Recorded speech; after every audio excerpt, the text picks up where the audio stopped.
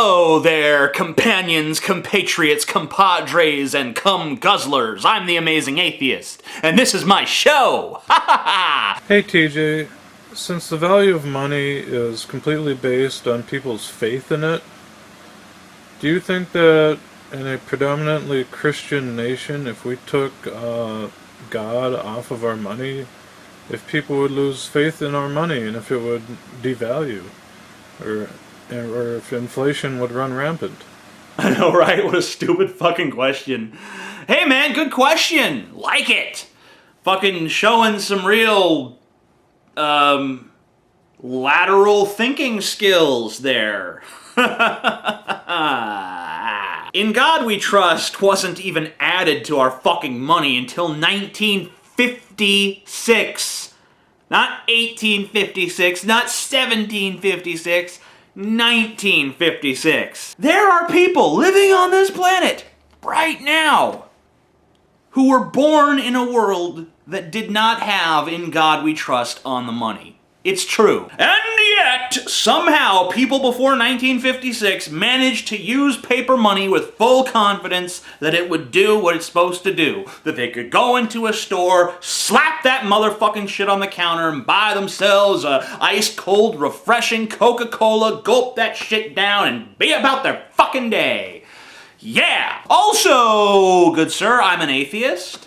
I don't believe in God, I don't believe he should be on the money, and yet I still have faith in the money. I don't have faith in the God that the money apparently trusts in, but I still have faith in the money. You know why? Because money is a symbol. Money is a symbol of goods and services. That's all the fuck it is. What is God? God is a symbol too, but God is a symbol of human ignorance. Because anything that we're ignorant of, whether willfully or otherwise, we slap the God label on it. You know, some primitive fuck tribesman 200,000 years ago wandering through the woods wonders what the wet shit coming down from the sky is, and he declares it must be the rain god pissing down on us. And because every fucking whim that enters his fucking mind instantly becomes fact, he decides that this must be the truth. He tells it to his fellow tribesmen. They all believe in the rain god. They all believe in the tree god, the rock god. And then later on,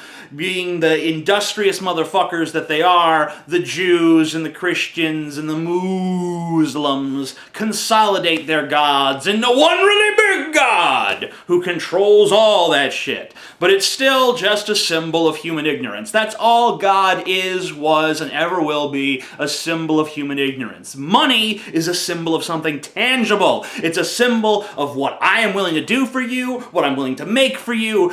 God is a symbol of nothing. It's just empty fucking space that we decide must be full of something for which we can have this great reverence to give our lives meaning, even though it really fucking doesn't, because the only meaning you can get from worshiping God is the meaning that a slave would get from serving a master, which is to say that you're just his fucking bitch. Yeah. Hey TJ. Recently I was having a debate with my father about gay marriage. As usual, I was prepared for the morality, sanctity of marriage and tax evasion arguments. But he threw me for a loop. He said that gay marriage is bad for economic growth and population growth. He cited that Europe and Japan are in economic turmoil because of gay marriage and relationships. I know that he is wrong, but not being prepared for his argument, I didn't have any comeback for that at the time. Do you have any good points that I can raise against him that can prove him wrong? Thanks. What the fuck is he talking about? Okay, so gay marriage is going to hurt the economy? Well, first of all, everyone who is gay is already gay. It's not like there's going to be new gays when you legalize gay marriage. Second of all, it probably actually helped the economy because all of a sudden you'd have a giant explosion in the marriage industry, because it is an industry. There's wedding photographers, there's people who make wedding cakes, wedding dresses, there's all these big halls and churches that people rent out to do weddings. That gets commerce going, and commerce is the economy. It helps the economy when gay people get married, because there's more marriage, and it helps all of those fucking industries that are tethered to marriage. So how would it fucking hurt the economy? That makes no sense at all. At all. Yo, amazing atheist, I have a question for you. I myself am a religious person, but not in the sense that I literally believe in what my religion teaches me, but rather I enjoy the sensation that comes from having a religious experience, or I use the religion to create a psychological change in myself. So what do you think of religion used as a tool for personal transformation rather than a literal guideline to life? Okay, so you got religion, but you don't have literal belief that that religion is accurate. In other words, you believe in, like, the teachings of Jesus, but you don't believe that he fucking nailed to the cross. Maybe you believe he was nailed to the cross, but you don't believe he rose from the dead 3 days later, and then he talked some more shit and ascended to heaven, and yeah. You don't believe any of that. Okay, here's my question. What is the fucking point? All you are at that point is a religion fanboy. It's giving your life meaning in the same way that Star Wars gives meaning to the life of a fucking Star Wars geek, or Star Trek gives meaning to a Trekkie. The thing I don't understand is, why don't you just get into Star Wars or Star Trek or whatever else? I mean, Doctor Who, a lot of people seem to like that. You know, it's a lot cooler than some guy walking around in sandals 2,000 years ago telling people, you know, if your right eye offends thee, you must pluck it out. Hey TJ, so I've heard you reference moral philosophers in some of your other videos, and I think you know quite a bit about the topic. So I was wondering, why should I be moral, or why should we be moral? Why should you be moral? I'm not fully convinced that you should. Now, I think it's important to conduct yourself with empathy. And I know that not everyone is capable of the same degree of empathy. A lot of people are taught to ignore their empathy. A lot of people just aren't born with much empathy to begin with. But I think empathy is a lot more important than a rigid structure of morals, and I'll tell you why. If you have empathy, then you can put yourself in the position of other people. That's the definition of empathy. So, in any situation, you can weigh the interests of varying parties against each other, and you can see everyone's point of view and come to your own decision.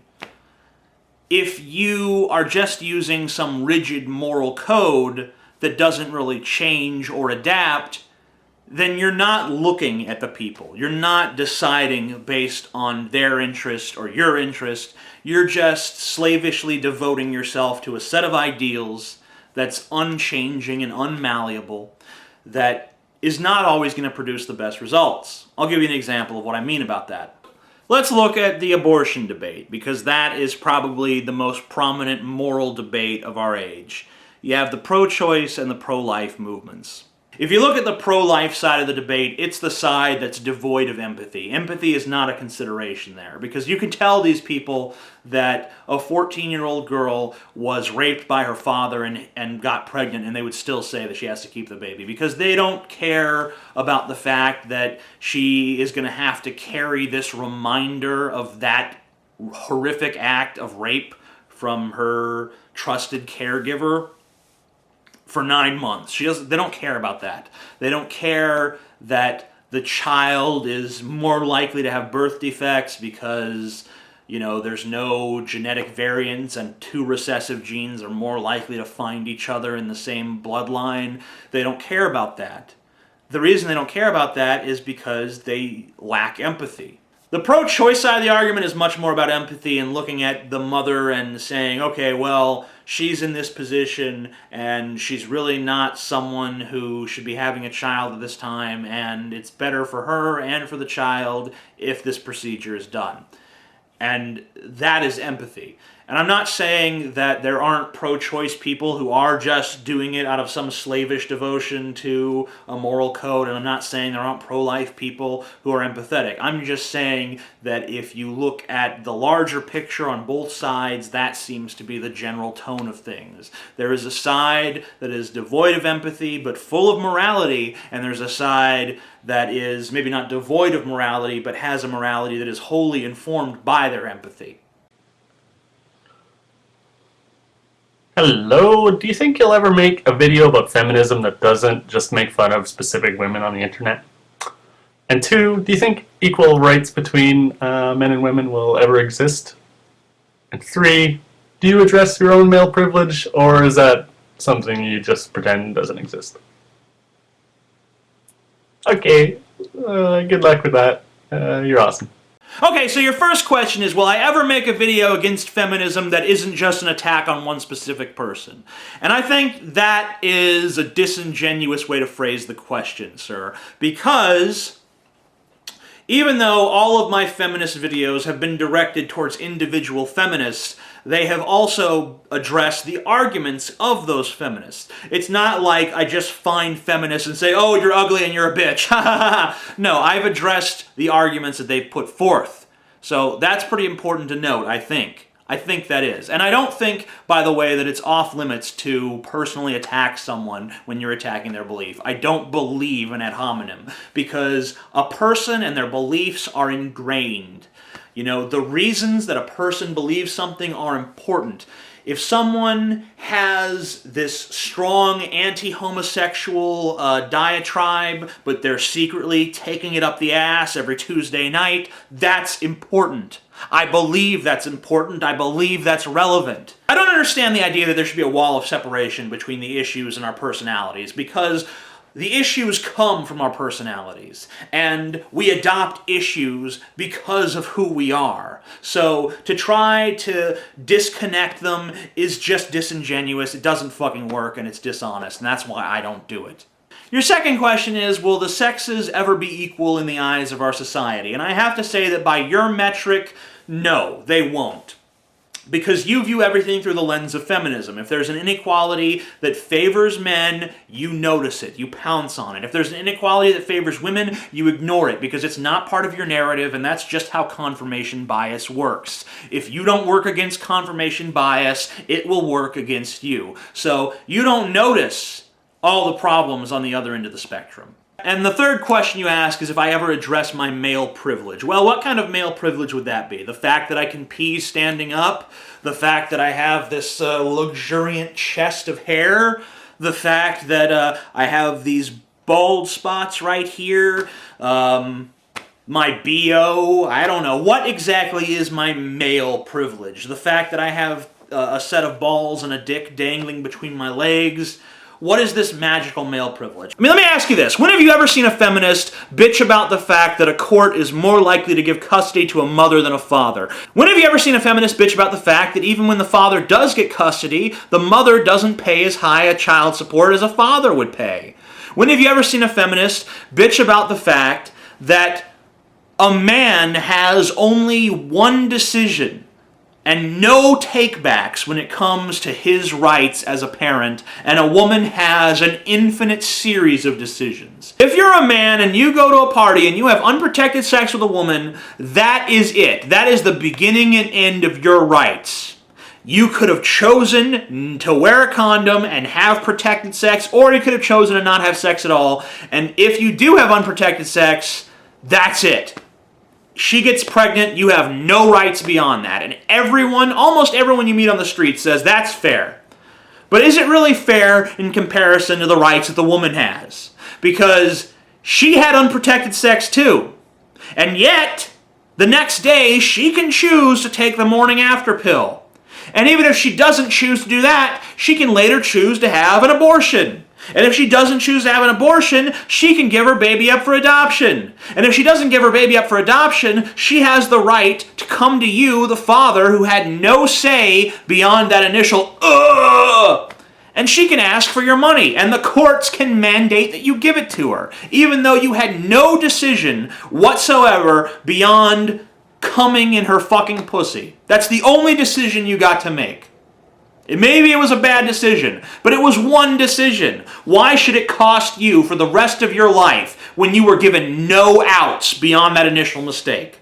So I am willing to admit that maybe, as a man, I should check my privilege. But I'm not going to check mine until some of these feminists check theirs. Because it's absurd, the shit that they get away with. It's like they get to be these tough, strong, independent, intelligent women when it suits them. But then the very second that it's more advantageous to be weak and powerless and let the system take care of them, that's when the old woman comes back. That's when it's, oh, woe is me, I am but a woman. And men in this country see it. They notice it, they recognize it, and they resent the fuck out of it.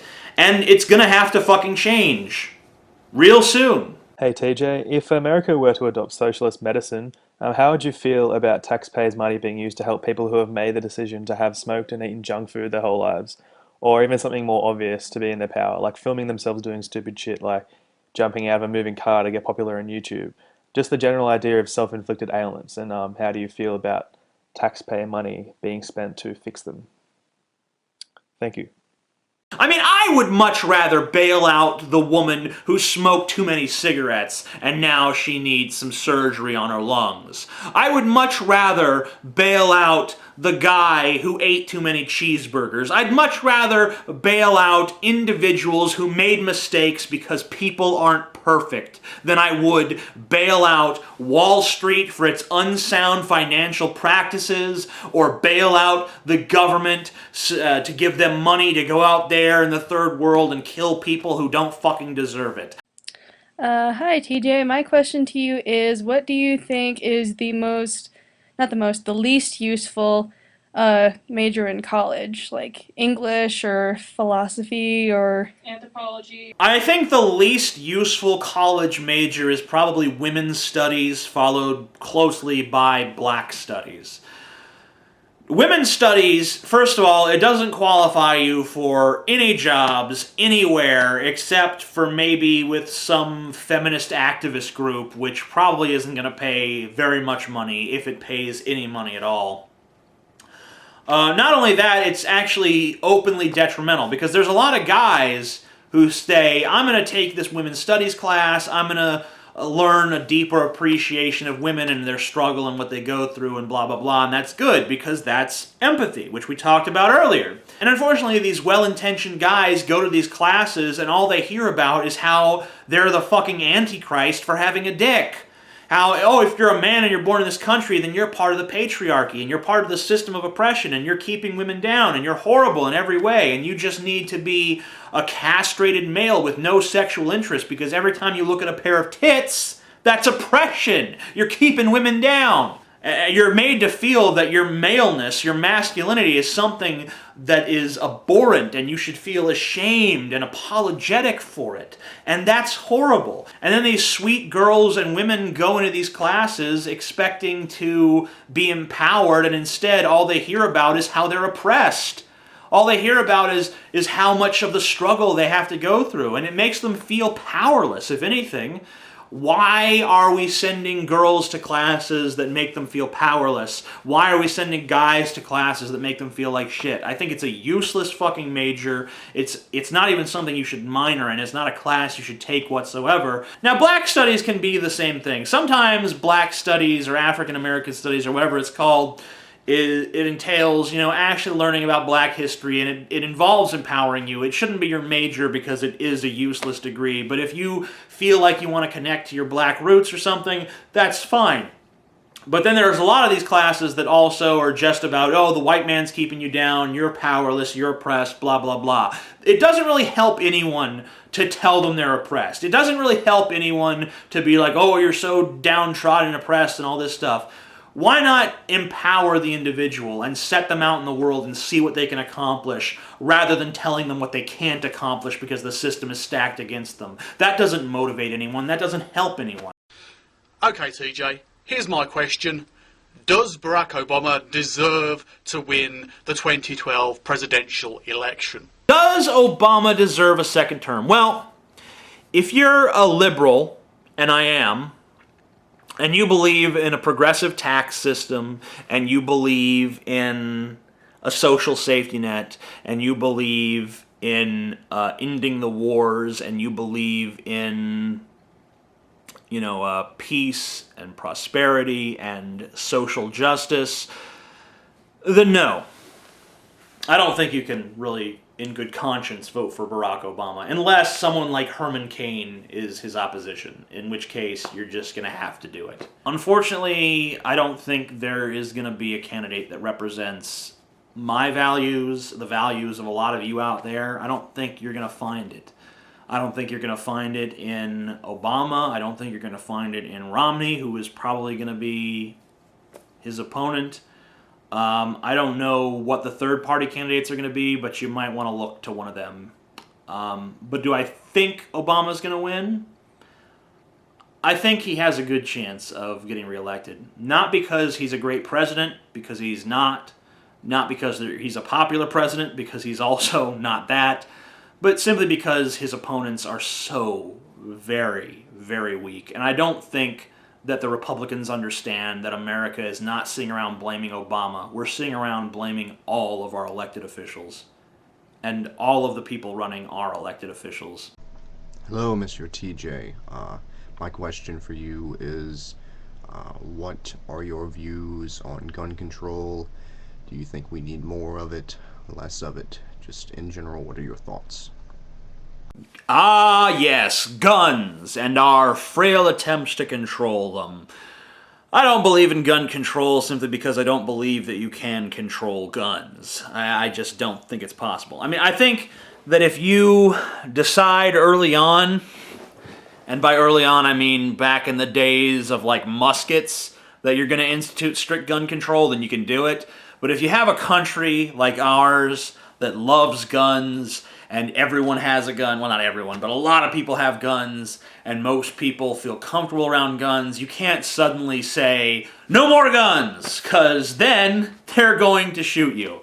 There's plenty of rednecks, and a lot of them have bumper stickers on their cars that say, if they come for my guns, I'll give them the bullets. And that's the attitude. I mean, how are you going to take guns from those people?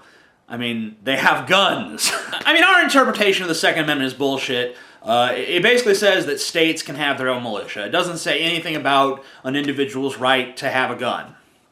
But, well, even if you do believe that it does say that individuals have the right to bear arms, you have to remember, they're not saying guns, they're saying arms. So, can I have a missile silo in my backyard? Is anyone comfortable with that?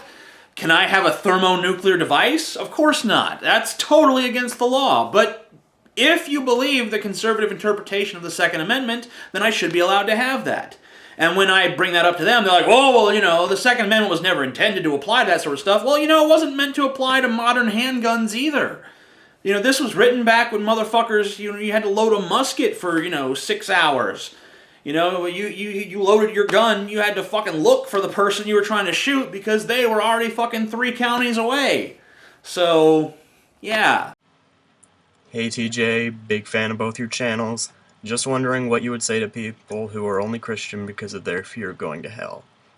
Thanks for maybe answering my question. That's just fucking stupid, because if you don't believe in hell, then you shouldn't be scared of it. And if you do believe in hell, then you probably already believe in God in the first place. So, it seems to me that belief is a prerequisite for fear of hell. Therefore, fear of hell can't be a motivation for belief. Hey TJ, what do you think about having juror names on the public record? Like, for instance, Casey Anthony jurors that are getting harassed now. Thanks. I may be speaking out of a position of historical ignorance here, but I don't think that the jury system emerged during a time when we had these grandiose media circus trials, Today, not every trial is covered like that. In fact, the vast majority aren't. But every once in a while, the news media, for whatever reason, decides that some specific murder trial is worth them covering. Either because the victim is a beautiful woman, or the killer is a beautiful woman, or something like that, and they decide, this is important, we're going to cover this, and the next thing you know, it's a media circus, and when the jurors come back with their verdict of not guilty, because of course high-profile cases attract high-profile defense attorneys who do a really good job of making you very confused as to what the evidence really is, and of course, once your brains have been scrambled, you're going to vote not guilty, even if the son of a bitch is as guilty as they come, and then America's like, you fucking stupid jurors, you fucking dumb, you fucking idiot jury! When they don't know that if they were on the jury, they would have heard the same song and dance and probably voted the exact same fucking way. But should jurors' names be a matter of public record? You know, I'm not even sure that we should have juries in the first place. I'm not fully convinced that 12 uneducated Americans pulled into a room to decide the fate of a person and to evaluate evidence when they have no legal expertise, when they have no forensic expertise, when they have no knowledge of how the human brain works, or most of them don't know how unreliable eyewitness testimony really is, and you put them in a room and they're supposed to decide someone else's fate. I think that's a recipe for disaster. And I mean, I guess that a jury is okay if we're talking about a civil matter, but when it comes to something like a murder trial, I think it should be decided by a panel of experts who have the cognitive capacity and the education to evaluate the evidence as professionals and give an objective scientific opinion, a rational opinion, not just the opinion of, well, I look in his eyes and I just see guilt, because that's not doing much for us, honestly. Hey TJ, my question for you is, what current Republican candidate do you think would make the best president? Thanks. Well, let's see. You got Ron Paul, who's probably the most pro-life candidate out there. He sponsored the Sanctity of Life Act, which defines life as beginning at conception. He said that he wants to repeal Roe versus Wade right on his website. He wants to bring back the gold standard, which is what crippled Britain's economy under Winston Churchill. Churchill said it was one of the biggest mistakes he ever made. He doesn't believe in the incorporation of the Bill of Rights, so basically every state gets to decide what rights it grants its own citizens, which is a terrible idea. So, all in all, Ron Paul fucking sucks. He'd be a terrible president and a terrible leader. Michelle Bachmann is a fucking idiot who can't get through a sentence. She's totally mismanaged her campaign. She believes that you can pray the gay away. Her husband is an anti-gay bigot fuck, and she believes that she is devoted to him, so if you elect her, you're basically electing him to run the country, since she has said that she will listen to anything that he tells her as an obedient wife. So she's useless and she's out. John Huntsman would be okay. He's a moderate Republican. He's not too crazy, but he has no chance of winning. Rick Santorum is basically the devil fucking incarnate. I don't even believe in the devil, but if I did, he'd be Rick fucking Santorum, because that guy is just evil. He's the guy who said he'd be willing to die to see that gay people can't get married. He believes in keeping people who love each other from getting married so much that he's willing to die for it. Or at least he's willing to say that he's willing to die for it. So fuck him. You got Rick Perry, who held the big prayer gathering in the stadium. It contrary to biblical teaching, by the way, which says that you should pray in your closet because only hypocrites pray in public, but he ignored that and prayed in public anyway, so he doesn't even have the strength of his own convictions. He's a total charlatan and a total liar. He's mismanaged his own state into oblivion. They have the worst education system. They have the worst medical care, so he's out. Herman Cain is a fucking psychopath. His 999 plan was going to raise taxes on 84% of Americans, and the bottom 84%, by the way, not the top 84%. It would lower taxes for the top 1%. In fact, for those who make their money in investing, it was going to lower it to like 0% because it doesn't tax capital gains. So Herman Cain's a fucking psycho. He has since modified his tax plan a little bit, but whatever, who cares? And then you got Mitt Romney, who is basically your generic smiling face Republican who has the most moderate Republican stance you can have on any issue, because he's literally the kind of guy who's like, what's my position? Hold on, let me check. Which way is the wind blowing? Ah, okay. My position is that I take no strong position at this time. So, Mitt Romney, I guess, would probably be the least harmful of the people who actually stand a chance in hell. I guess I forgot to talk about Newt Gingrich, but he's Newt Gingrich, so yeah. Hey TJ, my question for you is, if you could beat the shit out of anyone in the world, who would it be? If I could beat the shit out of anybody, I'd probably go back in time and beat the shit out of Genghis Khan. And I don't have anything against Genghis Khan, I'd just like to be the guy who beat the shit out of Genghis Khan. Because, I mean, how do you fucking top that? No matter what you accomplish in your life, I can just be like, oh yeah? Well, I beat the shit out of Genghis Khan. You know, I could be a homeless man on the streets, fucking playing the triangle for nickels so that I could buy booze to drink my fucking brain away. And you could be like a high-powered executive on his way to work and just kind of sneer at me. You fucking poverty-stricken motherfucker, uglifying my fucking walk to my big, shiny, shimmering tower of money and greed and corruption. How fucking dare you, you human eyesore, you useless bag of nothing. How dare you enter my field of vision? I am an important motherfucker. You know how much money I make, you know what kind of car I drive, you know how many women I've had sex with, and I just be like, yeah, well, I beat the shit out of Genghis Khan. What, you drive a Ferrari, you drive 10 Ferraris, you make a 7, maybe even an 8-figure income? Well, who gives a shit? Because I looked down at Genghis Khan's bloodied fucking face and I knew that I did that shit.